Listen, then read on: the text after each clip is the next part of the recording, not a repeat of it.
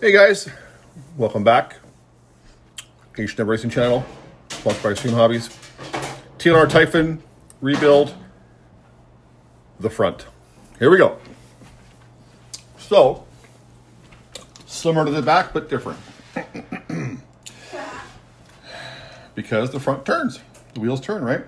Okay, so I removed the front splitter and all that. That's pretty self-explanatory.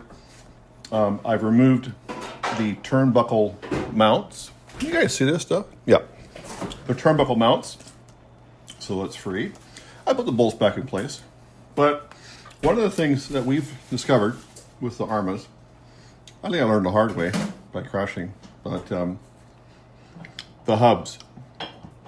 So the pivot balls are inside the hub. This cap with an Allen key is your lock. In other words, so that it doesn't fly off, right? So what I do is I don't want to feel any play in this direction. Can you guys see what I'm doing? Yeah. So this one's really good. This one, very minimal. So what I'll do, I'm just doing this before I take it apart, is I will just barely tighten that up to get rid of that. If you, just a little bit, guys. There we go. So now that's gone, and it can still move. If you over tighten the caps, you will have no steering, or it might just turn one way. I discovered that through my friend years ago. That, hey, my car won't turn, what's going on? So that's what I do, but I always make sure that there's no play, no swap. It really helps the car to go straight. So, okay, that's just the pointer there. I'm going to remove the two bolts that go into the steering bell crank or pivot point. Ackerman bar. This is one of the things I do check on a regular basis. Can you guys see this? I'll push it out. So this is called an Ackerman bar. Pretty sure I'm correct. I always make sure that the Ackerman bar, there's a nut on it, more of a bolt end. Make sure that that's tight. I'm not tightening down the bell cranks. I'm making sure that the Ackerman bar, which is what makes the steering go this way, is tight so that you don't have one that's really loose. Usually you can just wiggle them up and down and feel it. This one's really good. So the steering is free to move. Maybe it's a little tight, but that depends on these bolts here. So that's one of the things I check for while I'm starting. So now what I will do is I'm going to remove the front bulkhead assembly, the whole assembly from the car. And you can do that quite simply, the same as the back, except for these two bolts here, which you have to remove. So let me do that, and we'll come back. All right, guys, so I got the bulkhead off the car, and I've got the shocks bottom pins out, and I've just got a rubber band holding them together out of my way. So this is pretty close to the rear. A little different though.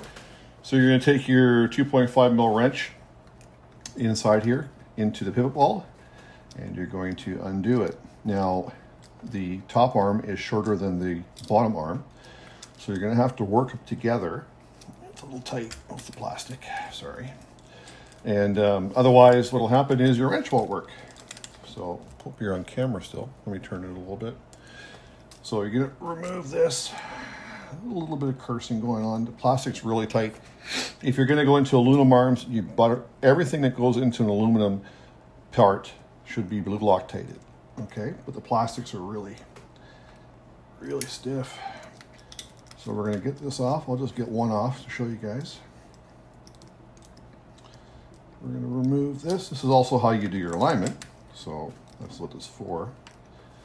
Let me just work this a little more at the bottom here. It's really tight. Okay. So, and then of course you're going to have the hub bearing setup for the front hub is the same as the rear. You're just going to remove the hex, and you're going to clean it out, put your bearings in there, and all that kind of stuff. So it takes a little bit of time. It gets real tight with the plastic. But if you put one in all the way, you're going to have a problem. You got to get them started. Start the bottom first, then the top. And then of course when you're putting it back in, you're going to have to put line up your dog bone. So that's the deal there. The TLR comes with this plastic washer. Can you guys see this? I think you can. Comes with that plastic washer for the top one. I'm not sure why, to tell you the truth, but I know that maybe it just helps with the alignment because, you know, the TLR is a dirt buggy for racing, but we turned it into a speed runner. We're almost there, guys. Get this off. Okay, so there's the top. And we get the bottom off. There we go. Okay, so here we go. I'll put the washer over here. So it's going to be the same as the rear for that. You're going to remove the grub screw. You're going to pull the pin. You're going to pull it off, and you're going to clean it all out and put new bearings in it. If you really want to get fancy, you can take the pivot balls out and put some new grease in there so they move around, but I think we're okay. I'm going to leave that for this car. So that's what we're doing there. When I finish the two hubs for bearings, then I will pull the diff out, which is going to be the exact same process as the rear. Take it apart, change the bearings, clean it all up, put new million fluid in it, put it back together. Just remember on what side the gear is. On the TLR, they're both on the left. On a felony or an infraction or a limitless, they're on the right. But just remember which way you had it, because if you don't, I've done it, you're going to put the car on the ground and it's fighting each other. So the rest is pretty self-explanatory. Then you just reassemble it. The steering of the car,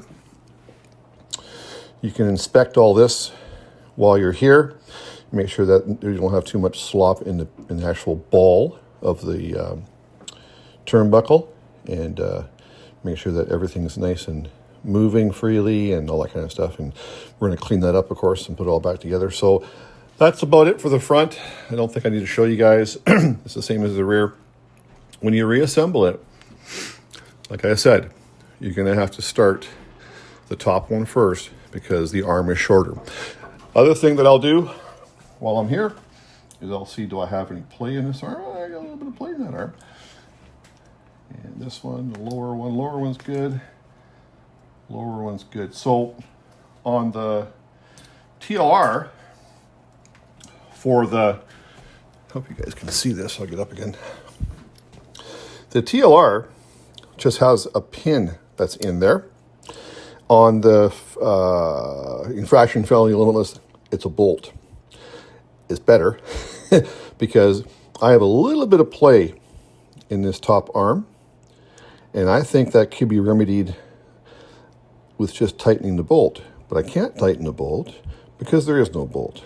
So these are your spacers. Don't know if I can fit another one in there. We'll have to have a look at it, but it's very minimal, the play in this. These bottoms are more important. The bottoms, you know, obviously there's a pin there too, but if you have a shim in there, you can do that, tighten these bolts. You don't want any movement back and forth, wiggling. That's going to really affect you at speed. So that's about it. I think I'll do another video when I have it all back together. And then,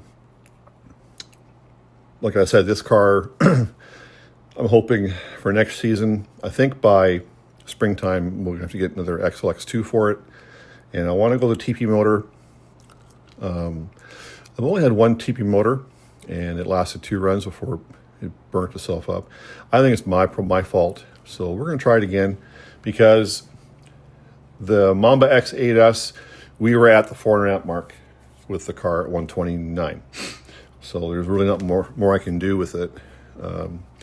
We play with all kinds of gearing to get it there, but what a great car though. Like I said, if you're ever thinking about stretching your Typhon, I highly recommend it.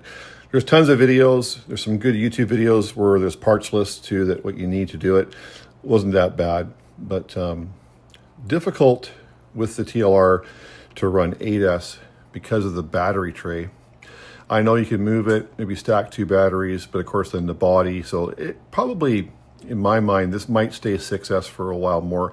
I think, well, I know because guys have done it, but I think well into the 130s, possibly a high 130 on 6S if you had the right combination and a good run. But just enjoy the car. It's a great car. So with the TLR, you do get some other parts that are a little better than the normal Typhon.